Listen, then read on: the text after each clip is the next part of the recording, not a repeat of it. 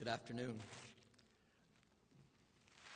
Mr. Chancellor, Madam President, distinguished platform guests, faculty and staff, graduands, and your bankers, your family and friends who are here today, who've helped you along the way. Let me say how honored I am to be here this afternoon. As I was coming here, however, I wasn't sure whether I was more honored by the Doctor of Letters or the fact that the university was providing free parking this afternoon. I have to tell you, I know what a challenge that is for university administrators, so I think we're all grateful for that. I'm most grateful to be here this afternoon because, unlike many of you, I am the first male in my family to finish elementary school. I'm the first male or female to finish high school, the first to go on to university, and to become a rather collector of degrees, which is an illness my family points to. However, those kinds of experiences lead one to develop certain characteristics and beliefs about the importance of public schools, public libraries, and public universities. Because without them, my brothers and I would never have had the opportunities that we had and that you indeed have today. So although I'm without children and not an avid user of libraries, I am passionate about them and the importance of them in our society today. As the President mentioned, my professional career began as a teacher and as a librarian. And a few months ago, when the chair of the Academic Senate called me and asked me whether I believed in free speech, I said, well, actually, it's a professional value of mine. I'm absolutely committed to it. I believe in the public's right to know. I believe in unfettered access to information. I'm passionate about free speech.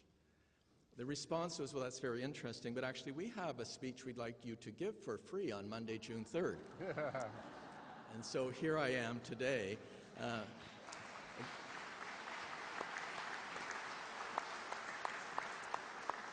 Being a good negotiator, you see, I picked up an honorary doctorate as a result. A large payment, I would say. Winston Churchill was once asked to give a speech, and he asked how long it was to be, and the question was, well, why does it matter? And he said, if you want a speech for 2 hours, I can give it this afternoon. If you would like it for half an hour, I'll need a few days to prepare it. If you'd like it for 10 minutes, it's going to take me a month to work on it. Well, I've been given about that time this afternoon, and I must say that I have thought deeply, as we say in the Academy, I have thought deeply about my remarks this afternoon. Because I have sat where you are a number of times, I've sat on this platform a number of times, I've listened to so many commencement speeches, and they have, when I reflected on it, 4 things in common. First, I am to be inspiring. Well, I don't think you need to be inspired. You should be inspired by your education. You should be inspired that we live in this exceptional city, in this incredible country.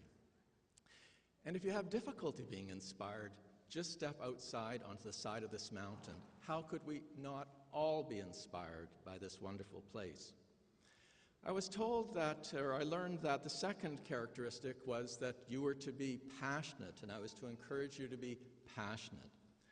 Look at the difference in our ages. Why would I be encouraging you to be passionate? You have more juice than you know what to do with. I think the question is to discover your passion and to pursue it relentlessly. I'm to encourage you to offer service because giving service pays back many times over. That to me is one of the more arrogant things that a boomer can say to young people. The research actually suggests that you volunteer your service to your community as young people far more than boomers and senior citizens do. So I thank you and applaud you for that.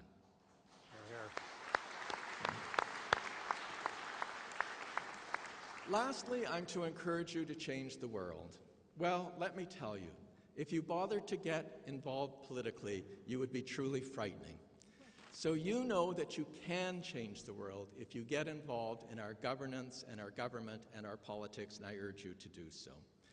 The best advice I actually received, although my wife used to say the worst advice is advice, the best advice I received was from FDR, Franklin Delano Roosevelt, who said there are 3 rules for a speech if you want to be remembered. Be brief, be brilliant, be seated. So I'm going to try for 2 out of 3. What have I learned over the last 45 years?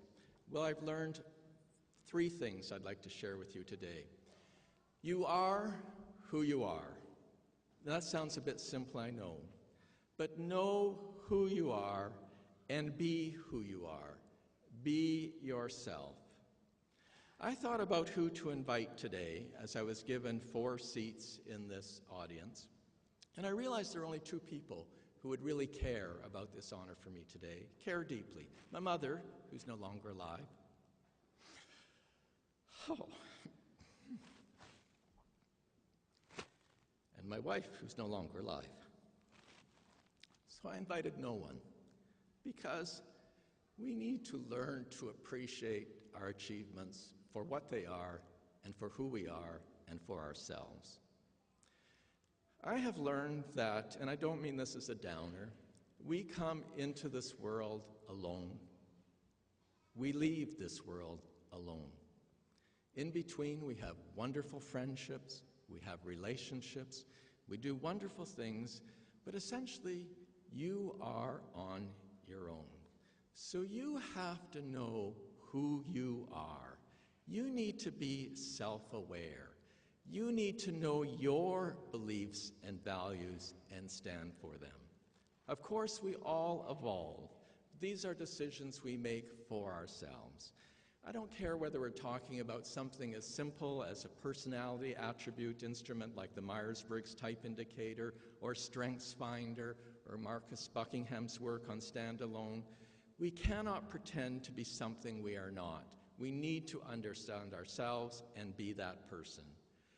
Wearing a Superman costume does not enable you to fly. Be who you are. Secondly, network. The old establishment was a club. Today, it's a network, and we all need to learn how to work the pond. And work the pond positively, not finding what other people can do for us, but indeed what we can do for them. 70% of the jobs today, according to research, are not posted. So if you don't have a network, you're not even going to find out about them. No network, no work. So make sure when you meet people, remember the 4 E's. Make eye contact, extend your hand, exchange your business card, never leave home without it, and engage in conversation. If you look to the person on your left, that could be the person who tells you about that next job. If you look to the person on your right, that could be the person who offers it to you. Make those connections. Networking is a bit like what Joan Rivers once said about housework. You just get the dishes done, you make the beds, 6 months later you have to do it all over again. Yeah. Third, establish your own personal board of directors. I think this is even more important than having mentors. Choose those people. They may be faculty, employers, a family member, a friend, a parent, you can put on your personal board of directors who have your back, who will give you advice, who will make suggestions to you, who will keep your confidence, but who have your best interests at heart. The world is changing, and we often need to seek a second opinion. When Albert Einstein was teaching in the eastern United States about 100 years ago, he was offering a doctoral seminar in physics. And he handed out the examination, and he sat down to proctor, and one of the students put up his hand. The student said, "This is all very interesting, Dr. Einstein, but I don't know whether you realized, but you gave out the examination from last year." He said, "Oh, yes. The questions are the same, but this year, the answers are different." And I think we need to remember that. And lastly, demonstrate self-confidence. This is a basic requisite of leadership. Not so much self-esteem, though that is important.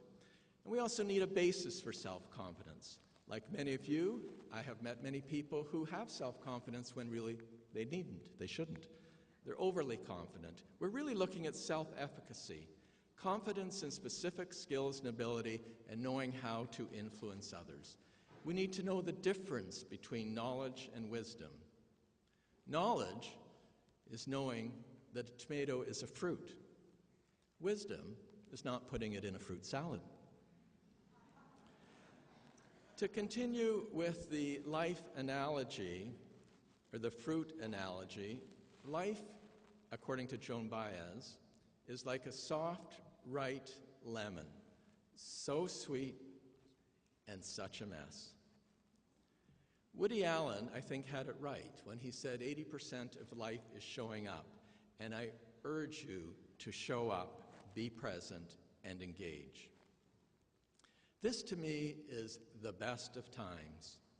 You have a bright future. You have unlimited potential. Remain true to yourself. Stand for yourself. So yes, be inspired. Be enthusiastic. Be passionate. Be the change you want to see. Do serve your community because the rewards are many. But we know together that you have so much to offer and so much potential, not the least of which is because you are a graduate of Capilano University. Thank you.